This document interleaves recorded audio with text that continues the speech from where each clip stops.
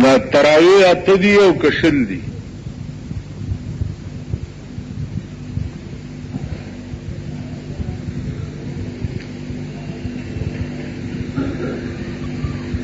نو ما ته افسوس په دې خبره راځي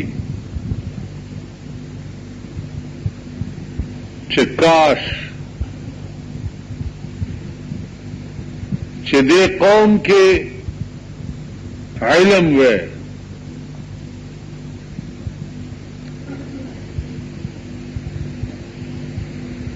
دا مشکلات بنن دے قوم ته نه وے.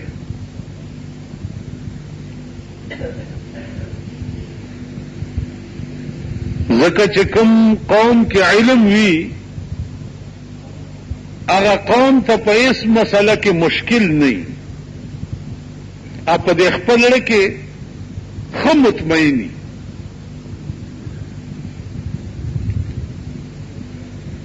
کوم قوم کې چې علم نه وي او د علم سره بیا پکې عقل هم نه وي نو هغه قوم ټول عمر د مشکلاتو شکار وي. په هر قدم ورته مشکل وي، په هر قدم ورته تکلیف.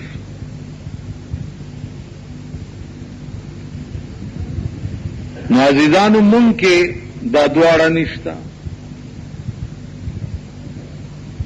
علم هم نشته او عقل هم نشته.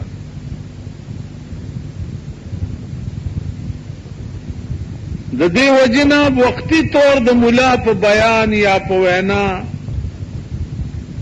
هغه شی ستاسو په سمجھ کې راوستل دا ګران ځکه دی چې اوس فرض که زه په یو مسله باندې یو بحث وکړم او کم خلق چې د دې قایل دي چې تراویح اته رکعاته دي نو هغه به درته لګیا شي خپل دلایل به وایي. نو ته به وایې چې یاره اوس چا پسې لاړ شو، دا ملا دی دا ملا دی دی دا وایي هغه دا وایي، اوس چا پسې لاړ شو.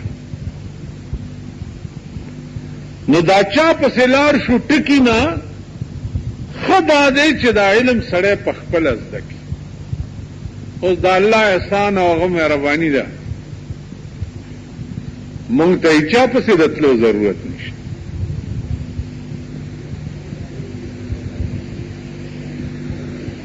زه پوهیم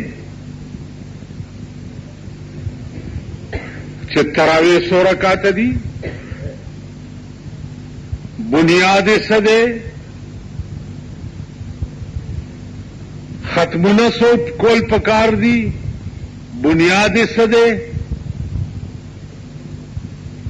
د جمعې لمونځ کېږي او که نه کېږي،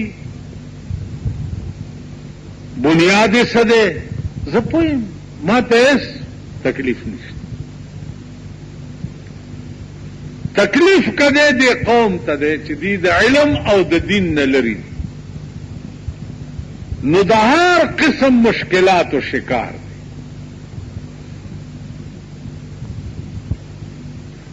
عزیزانو بنیادی خبره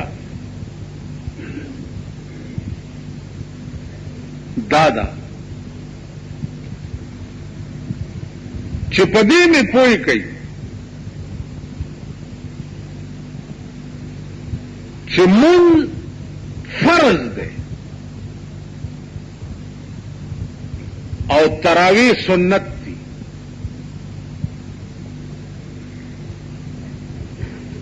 نو تراویح ډېرې ضروري شوي او که مونځ ډېر ضروري دی. تاسو وایئ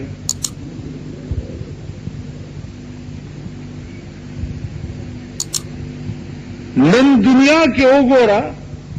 په تراویح کې هر جماعت کې 2000 خلک ولاړي، او مغه مالت کې بیا سار ګوره په فرضو کې 2 صف هم نه.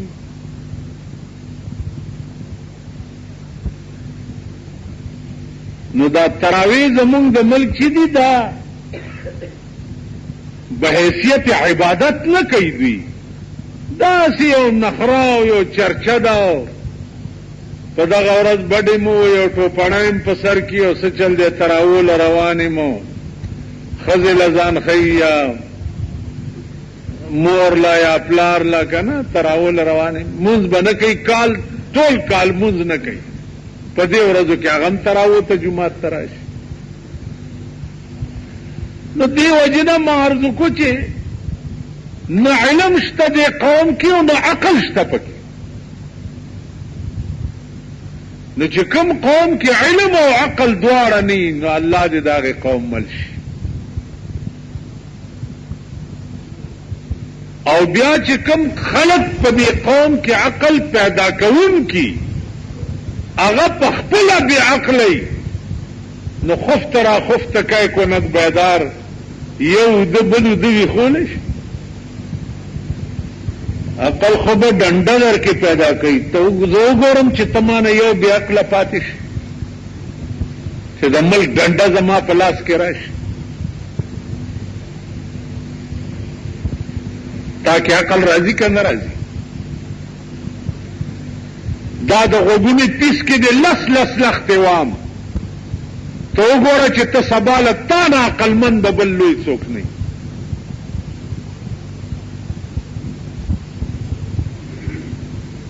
نو عزیزانو چې د قوم رهنمایان او سرداران هم بې عقلی او قوم هم بې عقله او بې علمه انجام به د هغه ملک صحیح زه خو کله خفه شم په دې چې د دې قوم ملاتوب کول دا داسې شی دی لکه یو بزرگ وایي چې انجام محبت معلوم اگر ہوتا نہ دل ہی دیا ہوتا اور نہ پیار کیا ہوتا وہی قدمی نے انجام راتا معلوم ہوئے نو نہ به مې زړه ورکړی وی او نه به مې مینه کړی وی نو دا قوم د دې قابل نه دی خاص کر د مازیګر ټیم کې د دې قوم تماشا وکړي چا چې ځان سره اچار مچار روان کړی یا ځینې خلکو پکې ګلونه هم غاړه کې اچولي د هلکانو پکې ګلونه غاړه کې اچولي څه چل دی روژه یې نیولې اچار دی او چټني ده او مربا ده او دا روان کړي بیا په لاره د دوی دا خبرې لږې واوره د دوی دا مجلس لږ واوره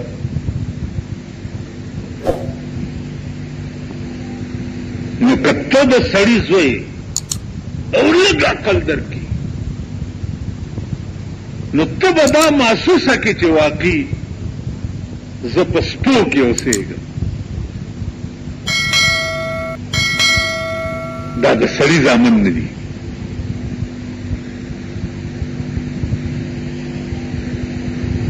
زه په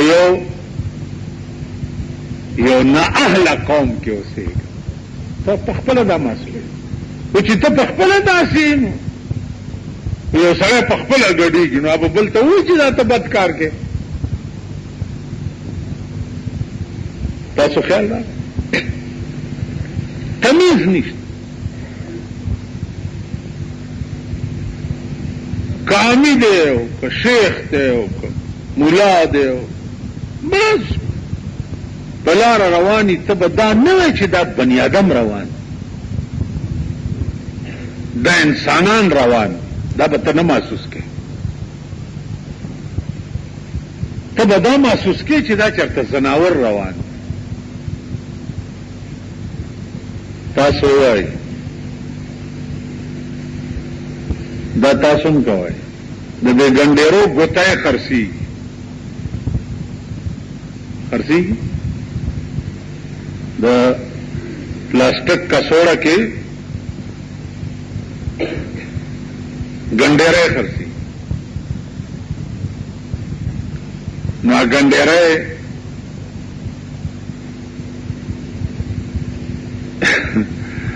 یو څو شیخان دي روزه نه مخکې او زما مخې ته تیریږي او دا ګنډېرو ګوتای لاس کې نیولې دي او دا ګنډېره چپله کې واچي خو غټي کنه دا خله ورته پورا وازش چې خله وازش نو بریته په یو لاړی شي ګیره په بل طرف کاږي شي سپېګمې بل خوارتي شي نو هغه ګنډېره هم خله کې چورې دا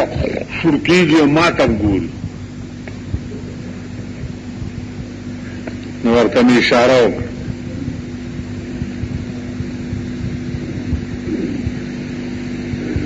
ماله سواد صاحب رحمت الله علیه په لار روانو نو یو هندوی ولیدو چې هغه د شپې لګیا دی رام رام رام ستوای ګورو کیه سات نام دا دغه وظیفې دي نو اسواد سے بدره دو شیخان ور سره نو مرګرو ته وی چې خال می د کونډې په مخ اولید جونه د خواري شي چې ډېر نګدي خالونه مطلب دا و چې دا هندو می د بت په عبادت باندې په نیمه شپه کې ولید نو مسلمان د خدای خوار کی چې دغه حقيقي خدای عبادت په نیمه شپه کې نه کوي نو ما وی چې درې غزه هم ګيري او جامې مو څنګه چولي او دا ګوتایم پلاس کې دي دا رواني او دا خلک درته ګوري تاسو نه به خلک سبق زده کوي ګیره چې سړی پریدي هغه د اسلام سیمپل شي سیمپل دا معنا چې د کومې کارخانه سیمپل خرابي داغه کارخانه مال څوک نه اړي دا ٹھیک ده سیمپل چې د کومې کارخانه خرابي داغه کارخانه مال څوک نه اړي نو ګیره دې پرې خوا پټکې دې پسر دې جامې دې ساده غوستي نو ته د اسلام د کارخانه سیمپلی ته به داسې حرکت نه کې چې تا نه خلک غلط سبق وایي نو چې تاسو ځان سیمپل د اسلام جوړ کړی او په لار روانو شوړو شوړو شوړو شوړو سپېګمې دې په یو ځای او خوله دې په بله ځای او ګیره دې په بله ځای نو جوړېږي خو د دې سره چې دې ګیرې نه موسینې سم او یو څو پټاخې لګاو کما او بس ځئ نو ډېر په برو بزن کې ووته مال چې را پسې رانشي خو خیر شو